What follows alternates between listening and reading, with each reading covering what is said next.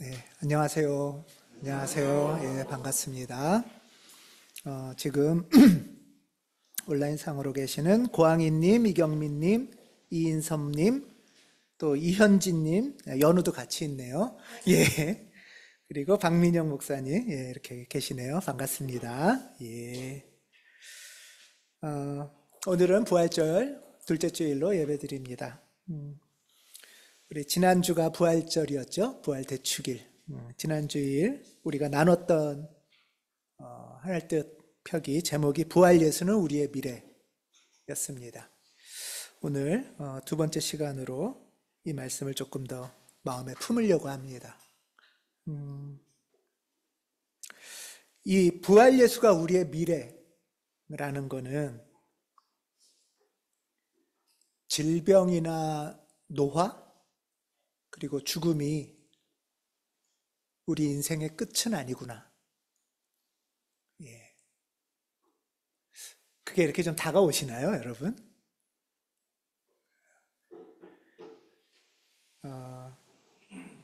끝이 아니구나 할 때도 있고, 아프고 기운 빠질 때는 이러다 끝인가 할 때도 있고, 마음이 왔다 갔다 하시죠? 예. 근데 예수께서 부활하셨다는 거는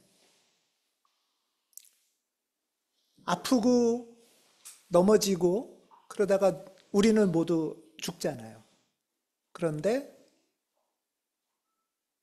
어떤 여러 모습으로 살던 간에 우리는 다 죽음을 맞이하는데 그 죽음이 끝이 아니라는 거.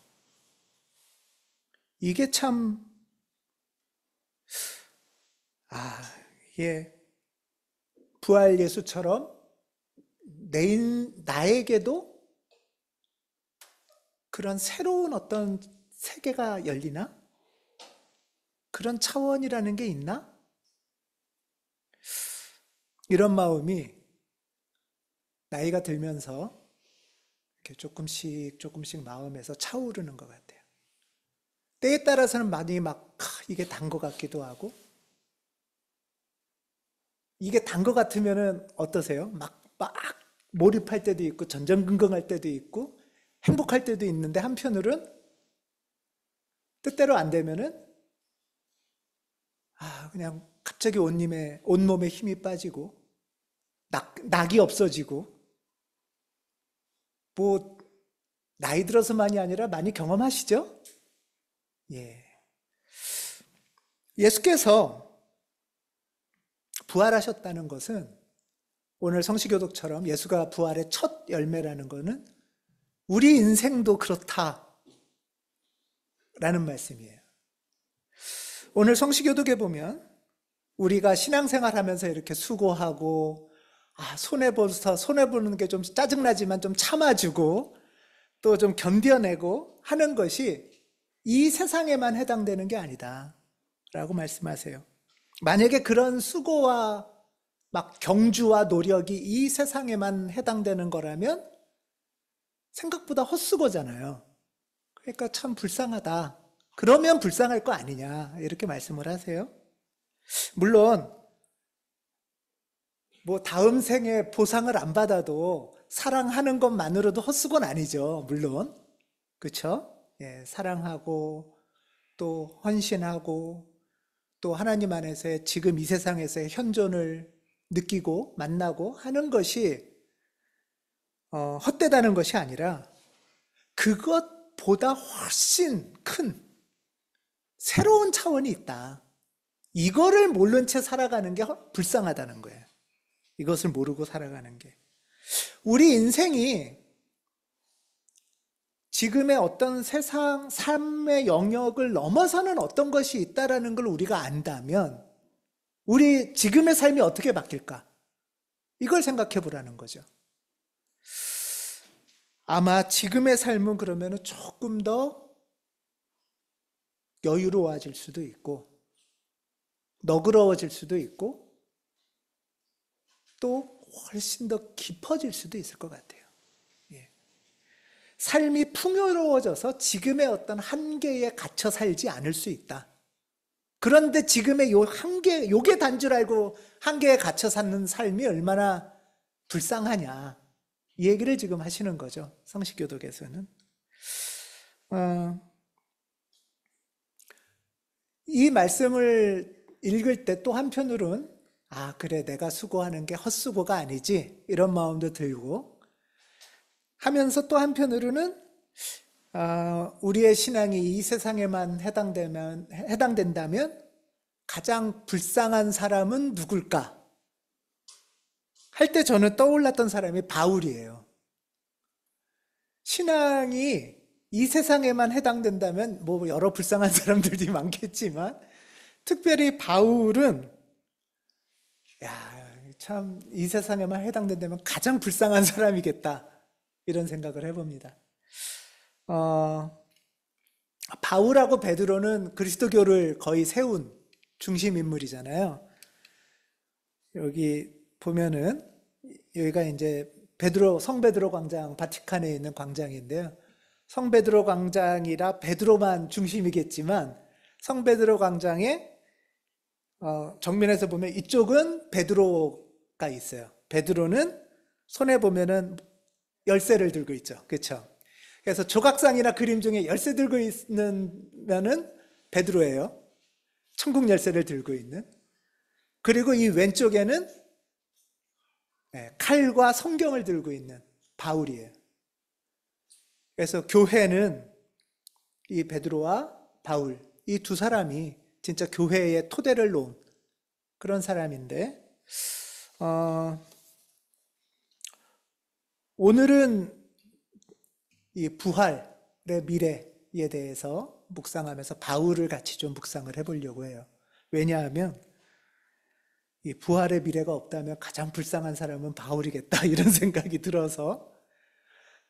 근데 왜 불쌍한가 하면은 여러 가지가 있겠지만 그는 이제 부활의 소망을 품고 이 세상에 많은 거를 버린 사람의 대표적인 인물이잖아요.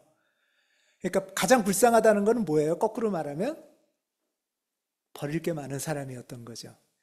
뭐 버릴 게 별로 없으면은 만약에 한 것도 별로 없고 버린 것도 별로 없으면 이렇게 크게 불쌍하지 않을 것 같은데, 부활을 믿고 꿈꾸고 소망하면서 가장 많은 것을 버린 사람 중에 대표적인 인물이 아마 바울이 아닐까 이렇게 생각합니다. 빌립보서에 보면 바울은 자신을 이렇게 소개를 해요.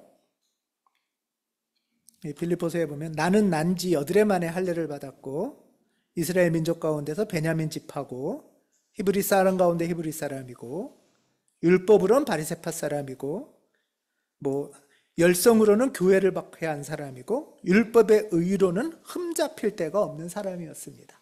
이게 이제 자기소개서인 거예요. 바울 잘 아시죠, 여러분? 예, 잘 아시죠? 바울은 예를 들면은 이스라엘 국내파인가요? 해외파인가요? 예, 해외파예요. 바울은 이 지도로 보면은 요 지도가 잘 보이실까 모르겠는데요. 오른쪽, 여러분이 보실 때 오른쪽 밑에가 예루살렘이에요. 이 호수가 있는 데가. 그리고 호수의 위로 쭉 올라가면 안디옥이고요. 안디옥의 옆에 터키 쪽으로 가면 거기 타르수스라는 데가 다소예요. 바울은 요 다소에서 태어났어요. 현대로 치면 거기가 이제 다 터키죠. 예, 터키. 그래서 예루살렘에서 좀 멀어요. 예. 예루살렘에서 제가 어저께 구글 지도로 재봤더니 930km 정도 되더라고요. 예. 그러니까 걸어가면 한 달 이상 걸리는 예, 그런 거리예요. 이 다소는 지중해 동부 무역 중심지, 무역 도시고요. 로마로부터 자치권을 받은 자유도시입니다. 바울은 여기서 이제 로마 시민권을 가진 사람이에요. 요즘으로 치면 어디 시민권 가진 거죠? 그렇죠. 미국 시민권. 미국 시민권이 저는 모르겠는데 그렇게 좋은가 봐요. 그러니까 막 그거 못 갖게 하려고 쫓아내고 요새 막 그런 거잖아요. 막 나는 못 가져도 우리 애는 줘야겠다 하고 미국 가서 애 낳고 또 원정 출산하고 이게 다 미국 시민권을 그렇게 좋아서 그런 걸 거 아니에요? 그러니까 아마 현대로 치면은 미국 시민권을 가진 사람인 거예요, 바울은. 이 사람의 이름이 성경에 보면 두 가지인데요. 하나는 바울이고 또 하나는 사도 바울이고 또 하나는 사울이라고 하잖아요. 근데 왜 사울이고 바울일까 하는데 학자들이 추측컨대 사울은 히브리식 언어 이름, 히브리식 이름이고 바울은 로마식 이름, 라틴식 이름. 그러니까 우리 해외 미국 교포를 치면 이름이 두 가지잖아요. 한국식 이름 있고 영어 이름 있잖아요. 예를 들면 여러분 저를 안드레라고 불러주세요. 뭐 이런 거죠. 예, 뭐 있어 보이잖아요. 예를 들면 바울이 이름이 두 개인 거예요. 이중 이름을 가진 사람이죠. 그러니까 이 사람은 해외 교포 출신이에요. 이 다소라는 곳에서 태어나서 자란 해외 교포 출신이에요. 이 해외 교포니까 사실은 좀 부러울 수도 있는데, 그런데 지금 바울은 또 한편 이렇게 얘기를 해요.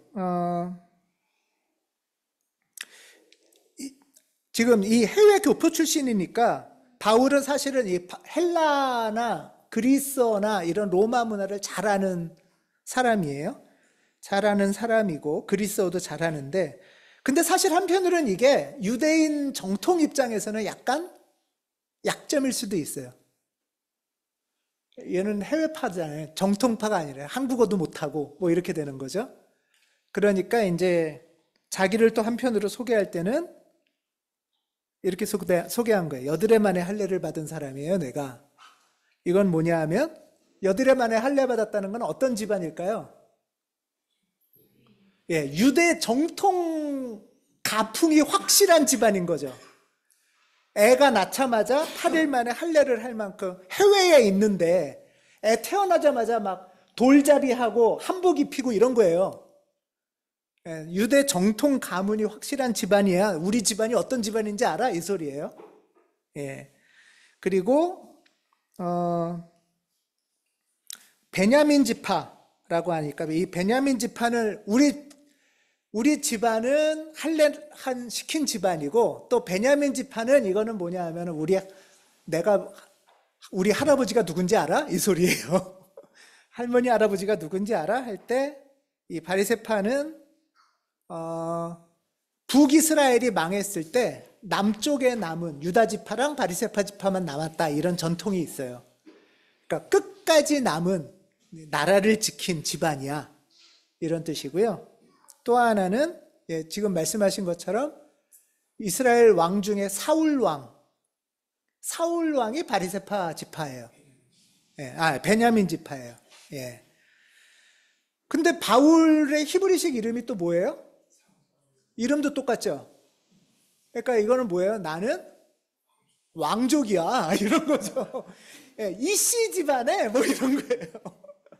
내가 해외 교포라고 무시하지 마. 그러니까 두 가지 다 있는 거예요. 해외 교포니까 영어도 잘하고 미국 시민권도 있는데 한국 정통파야, 왕족이야, 뭐 이런 거예요. 이씨 이름도 있어. 이거 얼마나 흠잡을 데 없는 뭐 두 가지를 다 갖고 있는 거죠. 예. 요즘 한국인이 제일 부러워하는 게 한국인인데 미국 시민권 있는 사람이잖아요. 예를 들면 미국어도 잘하는 한국인. 예. 그러니까 나는 뭐 히브리 사람 중에 히브리 사람이야 이런 이제 자부심이기도 하고 사실은 이거는 잘난 척이기도 하죠. 예. 예. 집안 자랑을 이렇게 쫙 했어요.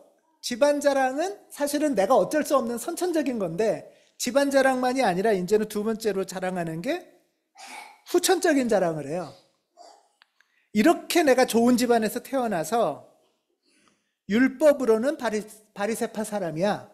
이거는 무슨 말이나 하면은 무슨 말일까요? 나이만큼 배웠어 이 소리예요. 이제 예. 사도행전에 의하면 그는 가말리엘이라는 사람의 뭐 제자라고 합니다. 가말리엘. 가말리엘은 1세기 당시에 유대교 율법학자 중에 아주 존경받는 최고 바리새파 지도자랍니다. 그러니까 내 가말리엘 선생 밑에서 배웠어. 이거는 최고의, 나 서울대 나왔어. 이 소리 쉽게 말해서 나 서울대 나왔어. 그러면은 근데 사실 이 사람 집안이 어디예요 지금? 미국에 있는 거죠. 해외에 있는데 역으로 또 유학 온 거예요. 서울대로 유학 온 유학파예요. 돈도 꽤 있었겠죠 집안에서? 집안에 돈도 있어. 그러니까 가풍도 지킬 수 있고 집안 빵빵해. 근데 또 거기서 미국인으로만 산 것도 아니고 정통으로 할례도 받고 자라서 한국에 와서 지금 최고 대학에서 공부한 사람이야. 나 학위 땄어. 이거예요. 쉽게 말해서. 예. 부러우시죠? 예, 부러우시지 않으세요? 예. 우리 지금 악착같이 이렇게 되고 싶어가지고 지금 그런 거 아닌가요? 선천적으로는 포기해. 어쩔 수 없잖아요. 선천적으로 내가 할 수 있는 게 없으니까. 예. 자, 그런데 여기서 끝내는 게 아니라 6절에 보면 이렇게 집안도 좋고 똑똑하고 학위도 받았는데 그 배운 열성으로 교회를 박해한 사람이에요. 이 교회를 박해했다는 건 무슨 말이냐면 이 사람이 유대 정통 집안에서 태어나서 자라서 유대 정통으로 또 유학 와서 최고 학위까지 박사를 받은 사람이란 말이에요. 그렇죠? 그런데 지금 말도 안 되는 이단들이 막 득식을 거려. 이단들이 생겼대. 뜨거운 마음으로 잡으러 다니는 거예요, 지금. 그러니까 바울은 학위만 있는 그냥 머리는 차갑고 잘난 척만 하면서 편하게 사는 사람도 아니고 막 뜨거운 열정도 있어요. 헌신도 할 줄 아는. 예, 대단한 사람이죠. 그리고 자기의 삶에 있어서는 율법의 의로는 흠잡을 데가 없는 사람이래요. 야, 이 뭐 거의 예수급이죠? 우리로 치면은. 그러니, 그리고 실제로 이 5절, 6절은 모든 유대인들이 꿈꾸는, 그리고 나는 어떻게 이런 삶을 살 수 있을까? 이런 삶을 가능하게 하는 거는 다 유대인들이 이렇게 생각했어요. 하나님이 주신 선물이다. 하나님이 주신 복이다. 이렇게 생각했어요. 그리고 다 그걸 인생의 훈장으로 차고 다니는 거죠. 요즘으로 치면 스펙이에요. 빵빵한 스펙이죠. 이게 바울의 삶이었어요. 이게 바울의 인생이에요. 그러니까 이제 일종의 탄탄대로가 열리는 거죠. 성공의 대로가. 모든 유대인들이 부러워했고 요즘으로 치면 모든 한국인들이 기독교인이든 비기독교인이든 부러워할 만한 삶인데, 근데 이 모든 것이 뒤집어지는 사건이 바울에게 생겼죠. 예. 뭐 잘 아실 겁니다. 사도행전 9장에 보면 사울은 주님의 제자들을 위협하면서 살기를 띠고 있었다. 그는 대제사장에게 가서 다마스쿠스에 있는 여러 회당으로 보내는 편지를 써달라고 하였다. 그는 그 도를 믿는 사람은 남자나 여자나 가리지 않고 닥치는 대로 묶어서 예루살렘으로 끌고 오려는 것이었다. 다마스쿠스, 그러니까 다마색이라고도 하는 곳은 지금 저 지도를 보면 오른쪽 끝에 예루살렘에서 안디옥으로 가는 중간쯤에 오른쪽에 있어요.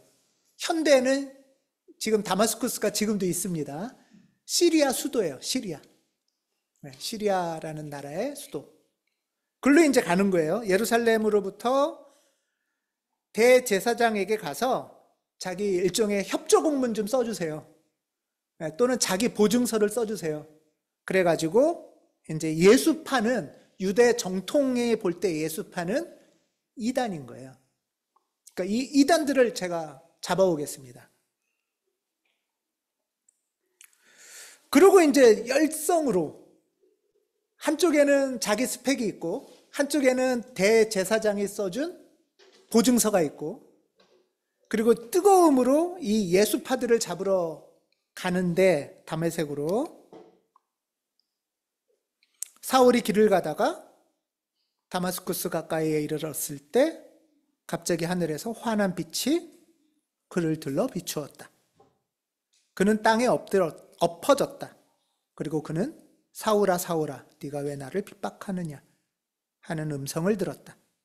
그래서 그가 주님 누구십니까? 하고 물으니 나는 내가 핍박하는 예수다. 이게 이제 사도행전에 나오는 말씀이에요.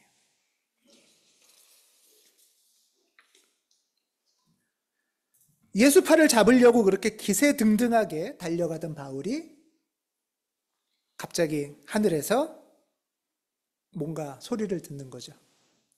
바울이 이단이라고 생각하고 핍박하려던 예수의 목소리를 듣습니다. 이 예수는 육신의 예수는 아니죠. 부활하신 예수겠죠.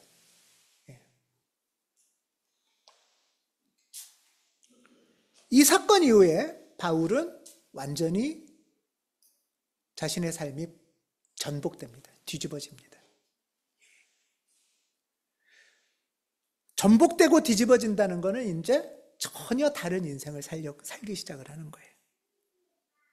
이 사건 이후에 바울은 이제 여러 기도도 하고 여러 과정을 거친 다음에 자신이 이제 예수 공동체의 일원으로 자기가 잡으려던 그 일원으로 가려고 합니다. 자, 그랬을 때 바울이 이제 내가 잘못했구나 하고 예수 공동체의 일원이 난 되겠다라고 할 때 여러분 환영하시겠습니까? 예. 실제 사도행전에 보면 사울이 예루살렘에 이르러서 거기에 있는 제자들과 어울리려고 하였으나 그들은 사울이 제자라는 사실을 믿을 수가 없어서 모두들 그를 두려워하였다. 그랬겠죠? 예, 저놈이 우리 속이고 우리 다 잡아가려고 하나? 할 거고 사실 우리가 알던 누군가를 죽였던 사람일 수도 있어요. 그렇죠? 얼마 전까지 자기를 쫓아다니고 괴롭히고 고발하고 이러던 사람이 이제 바뀌었다고 예수 공동체 일원이 되겠다고 하는 거죠. 황당한 일이죠. 옆에서 볼 때 얼마나 황당하겠어요. 근데 바울은 이렇게 자기의 변화 가운데 예수 공동체 일원이 이제 되겠습니다. 그리고는 또 거기서 머무는 게 아니라 더 나가서 제가 부활 예수를 해외에서 전하고 다니겠습니다. 이게 하나님이 나한테 주신 역할입니다. 하기 시작을 해요. 근데 여러분 생각해 보세요. 동료로도 껄끄러운데 여러분의 공동체를 세우고 예수님을 내가 전하는 지도자가 되겠습니다. 그러면 여러분 지도자로 환영하시겠어요? 어떻게 믿고 그렇죠? 그래서 동료들한테 뭐 배척당하는 거는 당연할 뿐 아니라 그가 사도로 지도력을 인정받기까지는 엄청난 어려움을 겪습니다. 뭐 다른 사도들의 특징은 예수님이 살아있을 때 만난 사람들이죠. 예수님, 그러니까 아마 바울이 유대 정통파에 있을 때는 자기 스펙이 많았잖아요. 막 8일 만에 할례 받고 막 그 가말리엘 문화에 있고 뭐 엄청 스펙이 많았는데 예수파에 들어오는 순간 바울은 자랑할 게 없잖아요. 예수파에 들어오면 사람들은 보통 뭘 자랑했겠어요? 제자들은 너 예수님하고 밥 먹어봤어? 뭐 이런 거죠. 예를 들면 이런 거잖아요. 너 예수님에다 생선 구워줬다? 뭐 이런 거. 이제 바울은 아무것도 안 해요. 이제 아무것도 아니면 가만히나 있으면 되는데 거기다가 더 나가서 예수님을 이제 전하러 다닌다는 거예요. 그러니 그래서 바울은 자기가 부활 예수님을 만났고 부활 예수님이 나한테 이런 예수님을 전하라고 소명을 주셨다는 것을 계속 설명하고 얘기해요. 예를 들면 갈라디아서에 보면 이런 말이 있어요. 갈라디아서 1장 1, 2절에 보면 이제 갈라디아서에 바울이 편지를 쓰면서 첫 장 처음 이렇게 시작해요. 사람들이 시켜서 사도가 된 것도 아니요. 사람이 맡겨서 사도가 된 것도 아니요. 예수 그리스도께서 그리고 그분을 죽은 사람들 가운데서 살리신 하나님 아버지께서 임명하심으로써 사도가 된 나 바울이 여러분에게 편지를 씁니다. 나 바울은 어떤 사람이에요? 갑자기 자기를 소개하는 스펙이 바뀌었죠.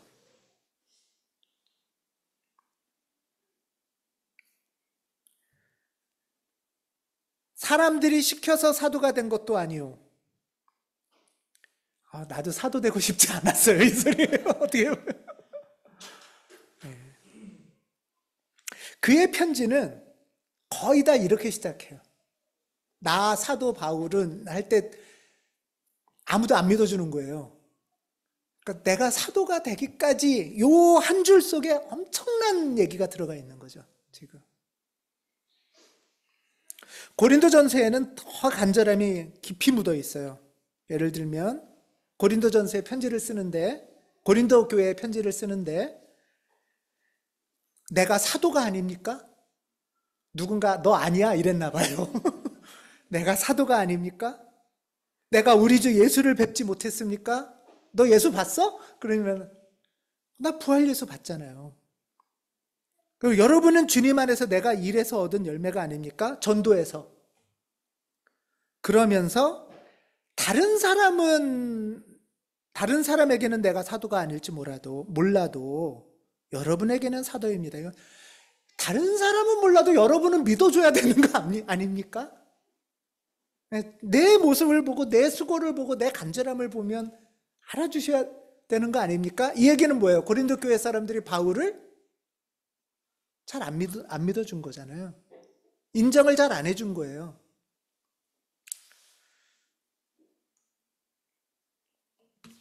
부활 예수를 만나서 자기 인생이 바뀌었어요. 이전에 갖고 있던 모든 것이 다 이제는 아무것도 아니고 예수파에 들어가서 예수 안에서 삶을 살고 싶다고 했는데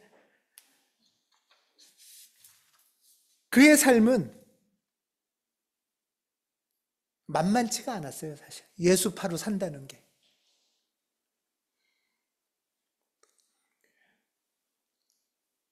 자기도 스스로 이렇게 얘기를 해요. 바울은 나는 사도들 가운데서 가장 작은 사도이고 사실 사도라고 불릴 만한 자격도 없습니다. 그러니 모든 사람이 바울의 잘못한 점을 알아요. 악행을 알아요. 바울도 알아요.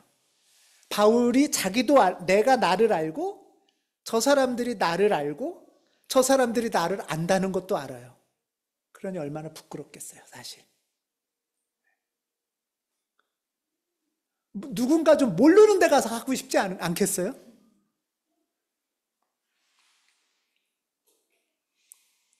저는 이런 질문을 해요. 이런 어려움 속에서 왜 바울은 예수파의 일원이 되고 또 그 부활 예수를 전하려고 했을까? 그냥 혼자 은혜 받았으니까 이제 산속에서 조용히 믿으면 안 되나? 뭐 예수파 내부에서도 이랬으니 유대 정통파들이 볼 때는 어땠겠어요, 바울은? 정말 나쁜 놈이었겠죠. 저는 제일 화난 사람이 대제사장이었을 것 같아요. 왜죠? 보증서 써줬는데 보증서까지 써줬는데 이놈이 나를 완전히 얼굴에 똥칠을 해도 예, 이 변절자, 그리고 또 한 분이 또 뒷목을 잡고 쓰러졌을 분이 계셨을 것 같아요. 유학 보냈던 그 부모님들. 그 부모님들 어땠을 것 같으세요?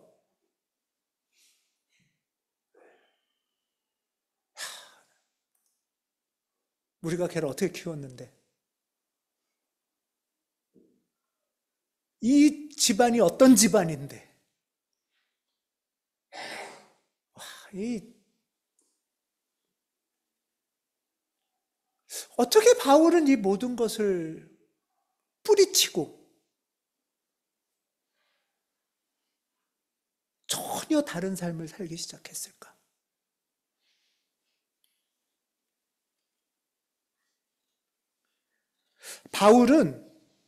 바울이 이제 부활 예수를 전하러 다닐 때 고난을 받잖아요. 고난을 받는 1차 목표는 1차 대상은 누구냐면, 누가 제일 괴롭혔겠어요? 첫 번째는 유대 정통파들이 괴롭혀요. 유대 정통파들이 이제 바울이 전도를 하러 처음에 가면 유대 회당으로 가거든요. 그럼 유대 정통파들이 저 나쁜 놈 그러지 않겠어요? 그리고 유대 정통파들이 이제 로마에다 고발해가지고 얘 좀 어떻게 가둬주세요. 잡아가 주세요. 당연히 유대 정통파들의 핍박과 구금과 고문이 그를 괴롭혔고, 아마 그는 집안에서도 내놓은 자식이었을 거고, 그래서 이제 고린도 후서에 보면 스스로 이런 얘기를 해요. 자주 여행하는 동안에, 여행이라는 게 일종의 선교 여행입니다. 여행하는 동안에 강물의 위험과, 빠져 죽을 뻔했나 봐요. 강도의 위험과 동족의 위험, 동족은 유대 정통파들이 죽이려고 하는 거겠죠. 이방의 위험, 이건 로마 사람들이 죽이려고 하는 거겠죠. 도시의 위험과 광야의 위험과 바다의 위험. 그러면 도시도 위험하고 광야도 위험하고 바다도 위험하면 어디로 가야 되는 거예요, 이 사람은? 이런 위험을 당하고 수고와 고역에 시달리고 여러 번 밤을 지새고 줄이고 목마르고 굶고 추위에 떨고 헐벗었습니다. 부활 예수 만나고 바울의 삶이 이랬다는 거예요. 부활 예수 만나면 유대 정통파로 막 훈장과 스펙으로 살던 것보다 그냥 더 편하게 돼야 되는 거 아닌가?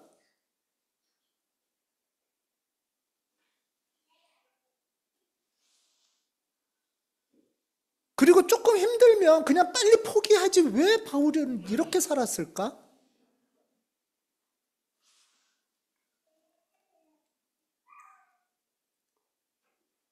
도대체 그는 왜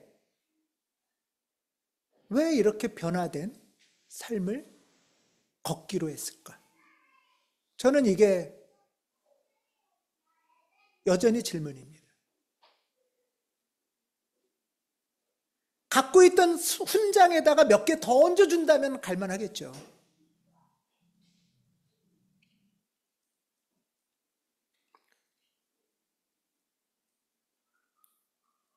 전 아직도 이 답을 잘 몰라요. 저도 여전히 훈장이 부럽고 남이 좀 더 알아줬으면 좋겠고 좀 확 금박박인 이렇게 보증서 이런 거 있으면 좋을 것 같은데,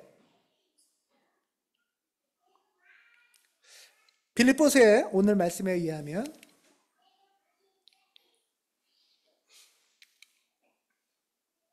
이런 말씀이 있어요. 빌립보서 3장 10절에 보면 내가 바라는 것은 그리스도를 알고 그분의 부활의 능력을 깨닫고, 이렇게 시작돼요. 모든 것을 다 버리고서 바울이 정말 바란 거는 뭘까? 라고 할 때 바울이 바란 것은 그리스도를 아는 것. 그리스도는 어떤 존재예요? 바울에게는 부활한 존재예요. 그분의 부활의 능력을 깨닫는 것. 바울이 바란 거는 이런 거였구나. 바울이 간절히 바란 거는 그리스도를 알고 그리스도의 부활의 능력을 깨닫는 것이 인생의 갈망이구나. 그거를 그렇게 알고 싶어 하는구나. 그게 그 사람이 바라는 거구나. 소망이고 간구구나. 라고 저에게는 다가오더라고요. 부활 예수를 만난 바울은 정말 더 예수를 알고 싶은 거예요. 정말 그 예수를 알고 예수의 그 부활의 능력을 알고 싶은 거예요. 부활이 뭐야? 그 부활의 힘이 뭐야?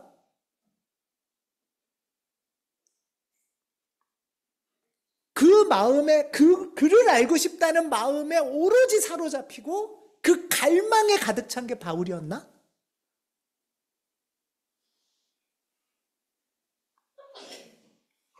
그래서 오죽하면 이렇게까지 얘기를 합니다. 내 주 예수 그리스도를 아는 지식이 가장 고귀해서 나는 그 밖의 모든 것을 해로 여겨. 예수님을 아는 지식이 너무너무 최고라. 근데 예수님의 지식을 아는 데 있어서 그 밖의 것은 해로 여긴다는 건 해롭다는 거예요. 방해가 된다는 거예요, 오히려. 이렇게까지 예수님을 알고 싶을까?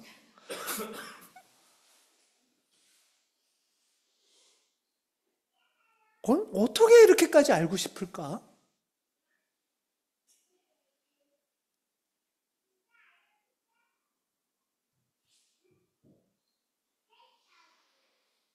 이게 이제 우리가 바울을 묵상해야 되는 길인 것 같아요.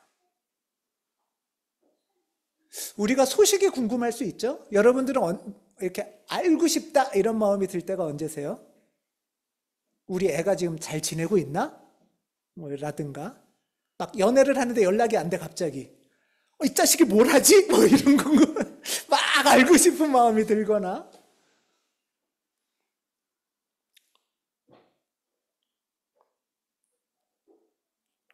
그런 것을 넘어서는 막 온전히 나를 사로잡는 갈망인가 봐요.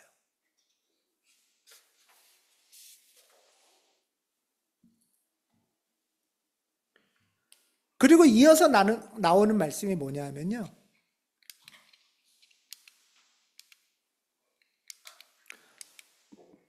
바울이 이렇게 얘기했잖아요. 내가 바라는 거는, 내 인생에서 바라는 거는 그리스도를 알고 그분의 부활의 능력을 깨닫는 거예요. 난 그걸 바래요, 인생에서. 근데 그걸 어떻게 하느냐? 여기 보면은 그분의 고난에 동참하고 그분의 죽으심을 본받는 게 이게 무슨 말이냐 하면 제가 깨닫기로는 예수를 알려면 예수의 부활의 능력을 깨달으려면 어떻게 해야 돼요? 예수님처럼 살아봐야 되는 거예요. 예수님처럼 살고 예수님을 따라가서 예수님의 고난에 동참하고 그분의 죽음과도 맞닥뜨려야 죽음을 뚫는 부활이 있다는 거예요. 예. 이 사람의 삶은 책상에서 책 보고 아는 삶이 아니에요. 그래갖고 예수 어떻게 알겠냐? 이런 거죠. 해보고 걸어보고 던져봐야 아는 거예요. 그리스어로 믿음이라는 말이 피스테스인데요. 피스테스가 그냥 머리로 믿어요 이게 아니고 내가 믿는 바에 던진다는 뜻이에요. 믿음 하면은 저는 떠오르는 장면이 뭐냐면 번지 점프예요.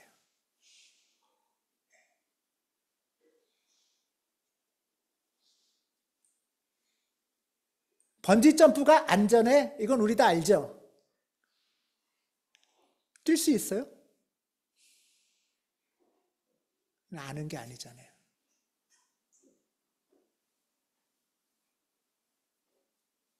바울이 그리스도를 알고 그분의 부활의 능력을 정말 알고 싶어서 어떻게 알 수 있을까? 어떻게 알 수 있을까? 아, 예수님을 아는 방법은 예수의 인생 속으로 들어가는 거야. 예수의 길을 내 인생의 길로 삼고 가는 거야. 부닥치는 거고 던지는 거야. 그래서 죽음이라는 막다른 벽에 부닥칠 때 그거를 뚫는 부활의 능력을 만날 수 있다는 걸 깨닫는 거죠.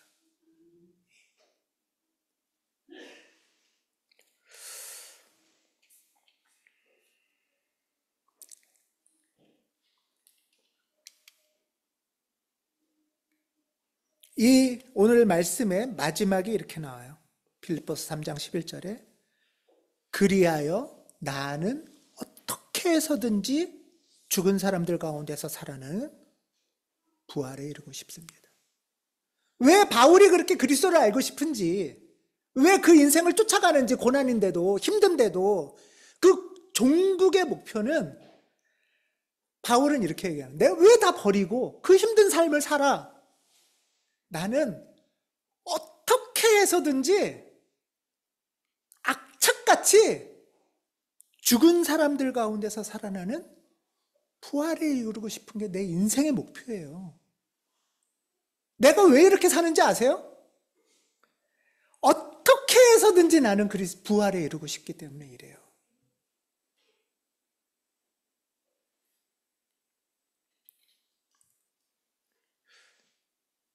전 예전에 부활을 잘 몰랐어요. 부활이 저를 제 인생을 사로잡고 끌고 가는 동력이 별로 안 됐던 것 같아요.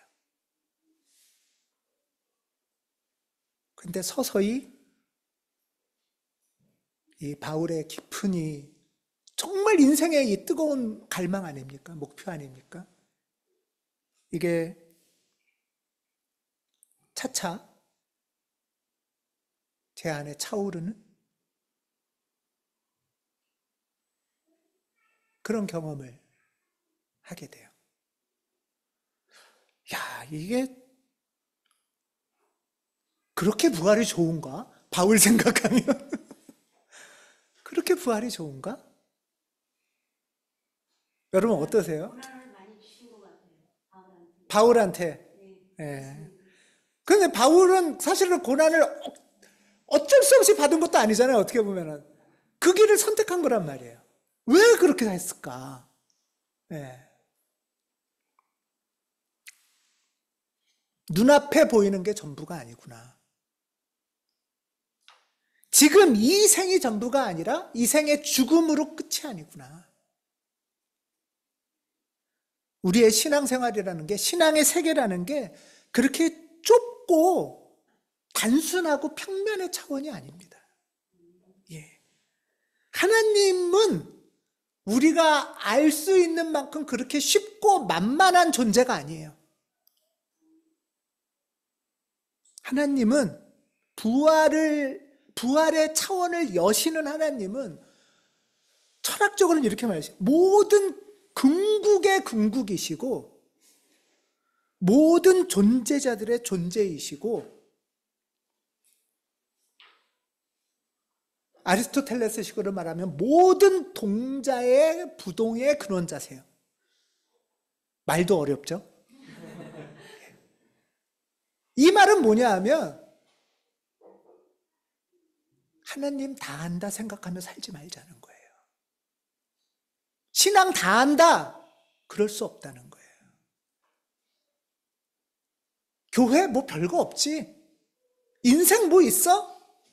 아니라는 거예요. 하나님은 우리를 정말 상상도 할 수 없는 새로운 차원으로 초대하실 것을 준비하고 계시다는 거예요. 예. 하나님께서 그 차원으로 예수를 불러 일으키셔서 부활의 첫 열매로 삼으셨고 이제 그리스도 예수를 통하여 부활의 문을 여시고 그를 따르는 이들에게 부활의 세계로 초대하신다는 거예요.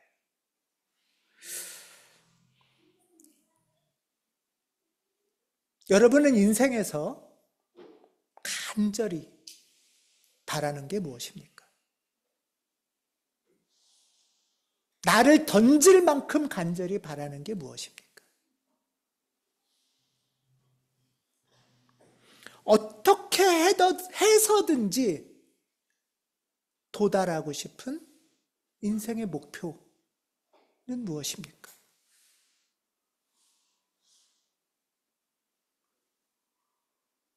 지금이 다가 아니라는 것을 깨닫는다면, 인정한다면 지금의 삶이 달라질 거예요.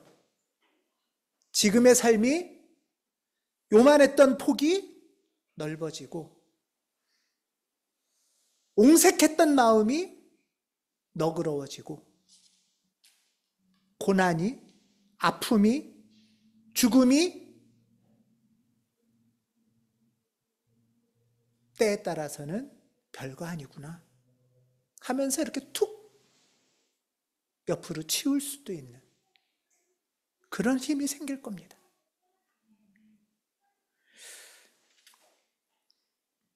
지금 그리스도께서는,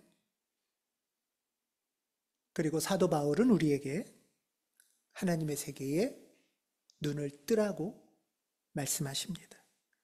마음의 눈을 열고 부활 예수를 만나는 여러분, 우리 모두 이를 위해 그리스도의 삶과 고난과 죽음까지도 두려움 없이 따라가 결국 부활에 다다르는 우리 모두가 되기를 부활하신 예수 이름으로 축원합니다. 기도하겠습니다.